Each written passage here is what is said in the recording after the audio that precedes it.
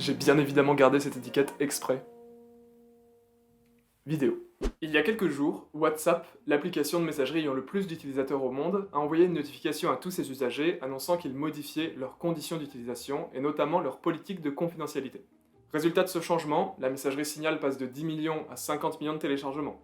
Telegram, une autre application dans le même genre, voit son nombre d'usagers grimper aussi.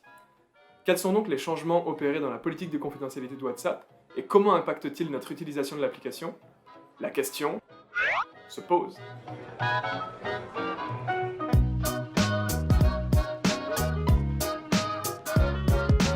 Je précise avant de commencer que je ne suis pas sponsorisé, ni par WhatsApp, ni par une application concurrente, et donc tout ce que vous allez entendre ici est le fruit de mes recherches et mon avis personnel.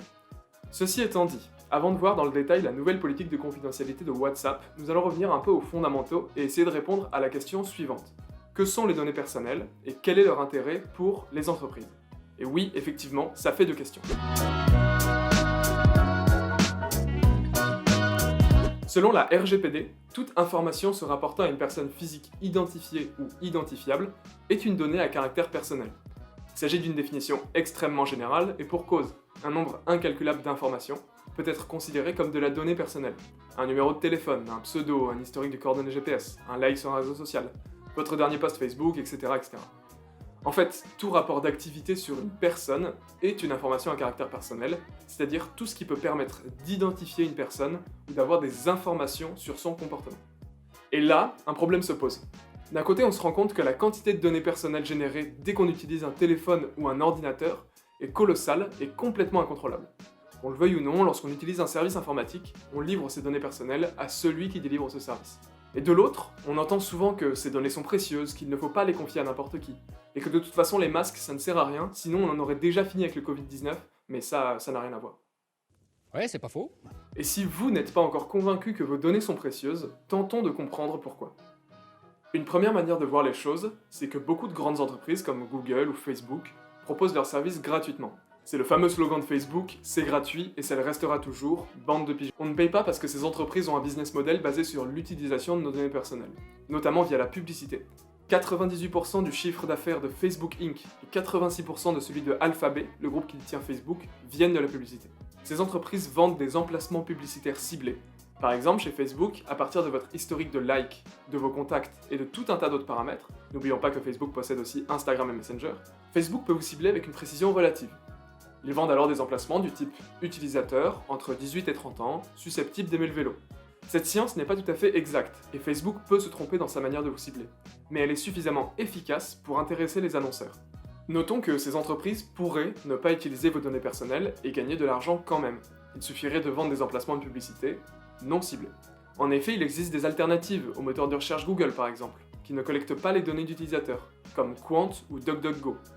Leur business model est pourtant aussi basé sur la publicité. Simplement, vous voyez la même publicité quel que soit votre profil, votre âge, votre métier et vos centres d'intérêt. Et bien sûr, chez Quant et DuckDuckGo, les annonceurs payent certainement moins cher que chez Google et Facebook pour passer leurs annonces. Autrement dit, les données personnelles des utilisateurs permettent de maximiser les profits liés aux publicités. Mais parfois, ça dérape un petit peu. Laissez-moi vous parler de Cambridge Analytica.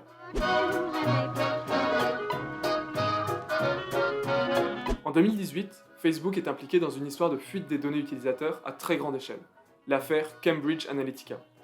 Pour résumer, cette dernière, une entreprise américaine de communication spécialisée dans la politique, aurait récupéré des données utilisateurs associées au compte Facebook de plusieurs dizaines de millions d'Américains de manière parfaitement illégale. Ils ont ensuite, à partir de ces données et de processus assez ingénieux de ciblage, diffusé des campagnes politiques pour différents clients, dont Donald Trump en 2016. Le procédé est assez simple, inciter les abstentionnistes à voter Trump et les supporters de Hillary Clinton à s'abstenir. Je vais essayer de rester concis sur cette histoire, ça pourrait faire l'objet d'une vidéo entière, mais il faut quand même préciser certaines choses. Premièrement, si ça peut paraître complètement fou, il faut savoir que l'utilisation de la publicité dans le cadre politique est monnaie courante aux États-Unis. De ce point de vue-là, Cambridge Analytica ne fait pas pire que les autres. Une dictature, c'est quand les gens sont communistes. Et deuxièmement, on entend souvent dire que Facebook vend nos données personnelles à d'autres entreprises. Ce n'est pas vraiment correct. Facebook ne vend pas ses bases de données contenant vos noms, prénoms, amis, etc. Ils vendent un ciblage, des emplacements publicitaires ciblés. C'est très différent parce que c'est beaucoup moins précis, et surtout parce que les données ne sortent pas de leurs locaux. Seul Facebook a accès à toutes les données. En fait, la fraude ici pour Cambridge Analytica, c'est le siphonnage des données. Imaginez, Une entreprise privée avec qui vous n'avez jamais signé de contrat se retrouve en possession de vos données personnelles et peut donc faire ce qu'elle veut avec. Et ici, elle s'en sert pour manipuler des opinions politiques, ce qui peut avoir des conséquences très importantes. Mais elle pourrait aussi choisir de les vendre à des assurances, ou à des centres d'appel qui font du démarchage téléphonique. Pour le fin mot de l'histoire, lorsque l'affaire a été éventée, Cambridge Analytica a fait faillite. Facebook, de son côté, plaide l'ignorance sur cette affaire, ce qui les fait passer, juridiquement parlant, de complices à énorme boulet. Ils ont quand même écopé de 5 milliards de dollars d'amende par le gouvernement américain, ce qui, même pour Facebook, commence à faire une somme environ 9% de leur chiffre d'affaires de l'époque. Avec cette histoire, on se rend surtout compte que confier ses données personnelles à une entreprise, même lorsque celle-ci a une politique pas trop agressive quant à leur utilisation, c'est leur donner un certain pouvoir sur nous. Ce pouvoir, elles peuvent s'en servir pour améliorer leurs produits et leurs services, ce qui est profitable pour tout le monde, mais elles peuvent aussi l'utiliser pour nous monnayer, et ce, plus ou moins à nos dépens. Au-delà de ça, les données personnelles représentent un danger pour les utilisateurs lorsqu'elles ne sont pas correctement utilisées. C'est l'exemple de Cambridge Analytica, où l'opinion publique a été manipulée, ce qui nuit à la démocratie, donc aux citoyens. Un autre exemple, très différent, on entend régulièrement que des hackers ont réussi à lire les données stockées sur des bases de données de sites de e-commerce, récupérant ainsi les données bancaires de nombreux utilisateurs. Il s'agit d'un cas classique de fuite de données. Un autre cas, qui peut être préjudiciable aussi, est celui des données de santé. Des données d'hôpital pourraient venir à fuiter par exemple, dévoilant les profils de santé de nombreuses personnes, incluant les maladies graves par exemple.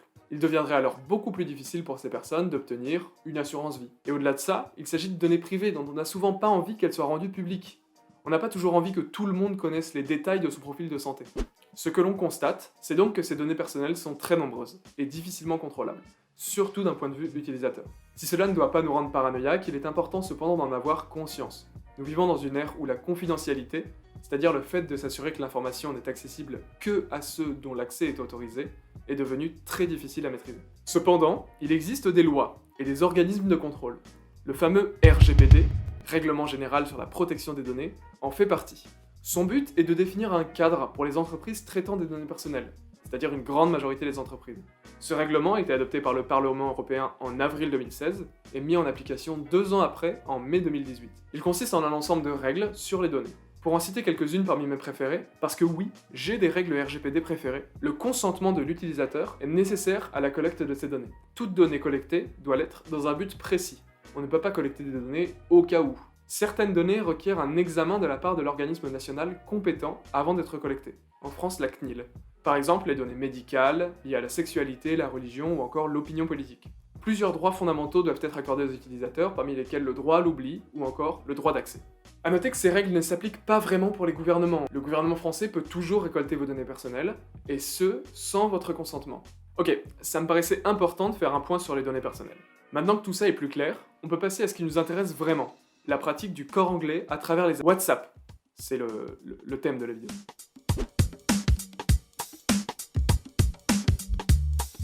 WhatsApp a été racheté par Facebook en février 2014 pour 19 milliards de dollars. Ce rachat a été approuvé par la Commission européenne, notamment parce que Facebook déclare à l'époque qu'ils ne partageront pas les données des utilisateurs WhatsApp avec Facebook. Pour l'anecdote, au moment du rachat, ils déclarent qu'ils ne seraient pas en mesure d'associer automatiquement et de manière fiable les comptes utilisateurs des deux sociétés.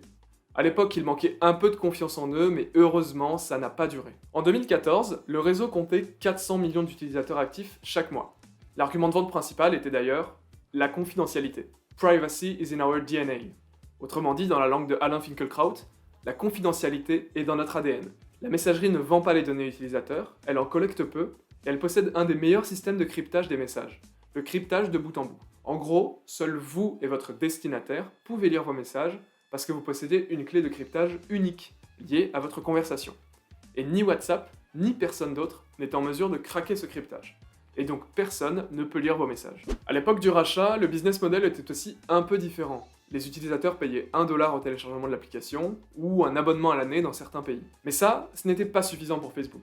L'entreprise va donc rendre l'application gratuite en 2016, et se tourner vers d'autres types de revenus. Et d'ailleurs, en août 2016, annonce de la part de WhatsApp, vous la sentez venir, les données des utilisateurs seront désormais partagées avec Facebook. Ils ne partageront pas les données des utilisateurs WhatsApp avec Facebook. Donc ce que vous proposez comme d'habitude, c'est de la poudre de perlimpinpin. Ce partage était fait par défaut pour tout le monde. WhatsApp a mis à disposition des utilisateurs une option pour le désactiver, mais l'option n'était disponible que pendant 30 jours. Après cela, seuls les utilisateurs ayant activé cette option ont pu conserver la privauté de leurs données. Tous les autres ont vu leurs données personnelles de compte être partagées avec Facebook. Et c'est le cas notamment de tous les nouveaux utilisateurs depuis août 2016. Le but de ce partage est notamment d'améliorer le ciblage des publicités pour les utilisateurs Facebook et Instagram. WhatsApp, à ce moment-là, se rattache au business model classique de Facebook, basé, je le rappelle, à 98% sur la publicité. Simplement, la publicité n'est pas faite sur WhatsApp, mais sur les autres produits Facebook. Mais en Europe, ça chauffe un petit peu. Oui, vous nous aviez dit que vous ne le feriez pas, c'est quand même pas très correct. Tout ça. En septembre 2016, l'organisme allemand de protection des données, le Bundesbeauftragte für den Datenschutz und die Informationsfreiheit, demande à Facebook d'arrêter le partage. Ces derniers font appel, mais finalement, WhatsApp annonce en novembre 2016 qu'ils n'utiliseront pas les données à des fins publicitaires en Europe, mais seulement pour améliorer la sécurité de leurs services. Victoire de l'Europe. Et pour faire bien quand même, la Commission européenne afflige à WhatsApp une amende de 110 millions d'euros pour avoir trahi sa promesse, c'est-à-dire environ 0,3% de son chiffre d'affaires de l'époque. En fait, je ne sais pas s'ils ont arrêté le partage des données tout court, ou s'ils ont arrêté d'utiliser les données pour le ciblage publicitaire. Le fait est qu'aujourd'hui en Europe, les données sont collectées, mais qu'elles ne servent pas pour le ciblage. Depuis, RGPD est arrivé, en mai 2018, et a remis une barrière légale entre Facebook et l'exploitation de nos données WhatsApp. Alors aujourd'hui, qu'en est-il ? WhatsApp est séparé en deux instances. WhatsApp Irlande pour l'Europe, et pour nos amis suisses, que je salue au passage, et WhatsApp LLC pour le reste du monde. Des politiques de confidentialité différentes s'appliquent dans les deux zones, notamment à cause de RGPD. Dans le reste du monde, depuis 2016 donc, les données des utilisateurs sont partagées avec Facebook. Seuls les quelques-uns ayant refusé en 2016 gardent leur confidentialité et des règles similaires à celles des Européens s'appliquent. Et en Europe, les mêmes données sont partagées avec Facebook uniquement dans un but de sécurité et de diagnostic. Autrement dit, WhatsApp n'utilise pas vos informations personnelles pour faire de la publicité ciblée. Du coup, on en arrive à la grande question, qui est sur toutes les bouches. Que vont changer les nouvelles conditions d'utilisation qui seront appliquées en mai 2021 ? Eh bien, en réalité, pas grand-chose. Mais une erreur de communication a fait gonfler l'affaire, probablement au-delà de ce que WhatsApp prévoyait. La première chose que WhatsApp voulait faire, avec leurs nouvelles conditions, c'est rendre les informations qu'elles contiennent plus claires. Et ils ont donc changé la formulation de certains passages, notamment à propos de la collecte des données. Malheureusement, ils ont plutôt loupé leur coup, et les nouvelles conditions ont laissé croire les utilisateurs que WhatsApp rendait maintenant obligatoire le partage des données avec Facebook. Sauf que c'était déjà le cas. En fait, ça ne pourrait changer quelque chose que pour les quelques comptes qui, en 2016, avaient refusé de partager leurs données avec Facebook. Et je ne sais même pas si c'est le cas, je n'ai pas réussi à trouver l'information. En Europe, en revanche, cette obligation ne s'appliquera pas, et la manière dont les données des utilisateurs est traitée reste la même. Les données sont partagées, mais ne sont pas utilisées pour améliorer le ciblage de la publicité. Les seuls vrais changements de traitement de données concernent WhatsApp Business, une plateforme dédiée aux entreprises lancée en janvier 2018. Ces changements s'appliqueront donc pour toutes les conversations qu'un utilisateur a avec des entreprises, et ils impliquent notamment la possibilité de stocker les messages en clair sur les serveurs de Facebook. Ce sont donc des changements conséquents, mais ils ne concernent qu'une faible partie des utilisateurs de WhatsApp. Pour donner un ordre d'idée, environ 0,17% des messages WhatsApp sont issus d'une conversation avec une entreprise. De plus, l'application WhatsApp vous prévient lorsque vous discutez avec une entreprise et pas un usager lambda, via un petit bandeau dans l'application. Et bien entendu, le chiffrement des messages reste au cœur de WhatsApp. Les messages que vous échangez avec d'autres utilisateurs, en Europe comme dans le reste du monde, ne peuvent toujours pas être lus ni par WhatsApp ni par personne d'autre, grâce à leur système de cryptage de bout en bout. La seule manière dont WhatsApp pourrait lire vos messages, ce serait en conservant les clés de cryptage de ses utilisateurs. Mais s'il faisait ça et que ça venait à se savoir, le scandale serait certainement autrement plus important et cela signerait très certainement la fin de WhatsApp. Autrement dit, ils n'ont pas intérêt à le faire parce que le risque est beaucoup trop grand. Donc finalement, ces nouvelles conditions ont très peu d'impact pour nos données personnelles. Seulement, la communication autour de tout ça a été très mal gérée, et il faut dire que Facebook a pour habitude d'être plutôt flou sur sa manière de faire, ce qui laisse planer un doute ambiant, on est en droit de se méfier. Et le retour de flamme a été assez violent pour eux d'ailleurs. Beaucoup d'articles de presse sur le sujet, faux pour la plupart d'ailleurs, un grand nombre d'utilisateurs qui quittent la plateforme, une image ternie. WhatsApp a d'ailleurs mis en place une FAQ depuis pour essayer de calmer un petit peu le jeu, mais en réalité pour eux le mal est déjà fait. La mésinformation et le manque de vérification de certains médias ont fait leur office. Pour les utilisateurs européens de WhatsApp, le changement est donc minime, et pour les 94 Suisses qui regardent la chaîne aussi, et nous les saluons d'ailleurs. Il ne concerne que WhatsApp Business, qui est une petite partie de WhatsApp. Et dans le reste du monde, c'est pareil. Les seuls changements concernent WhatsApp Business. Oui, WhatsApp vous oblige à partager vos données avec Facebook. Mais non, ce n'est pas nouveau, c'était déjà le cas depuis 2016.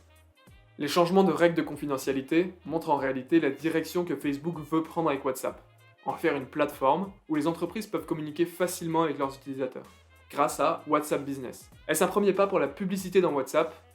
L'avenir nous le dira. De manière plus générale, on peut s'interroger sur le futur de nos données. En Europe, celles-ci restent protégées par les lois du gouvernement européen. Mais on peut se demander si ça va rester vrai à l'avenir. Facebook n'est pas réputé pour être un très bon élève du point de vue de la clarté dans l'utilisation des données, et on peut avoir l'impression qu'il cherche à récolter tout ce qui est permis, quitte à en faire un petit peu trop parfois, et à se faire taper sur les doigts. Et puis, Cambridge Analytica nous rappelle qu'ils font parfois des trucs franchement illégaux, sous réserve que ça soit volontaire. Laissons-leur le bénéfice du doute, mais ça reste au mieux une incompétence grave.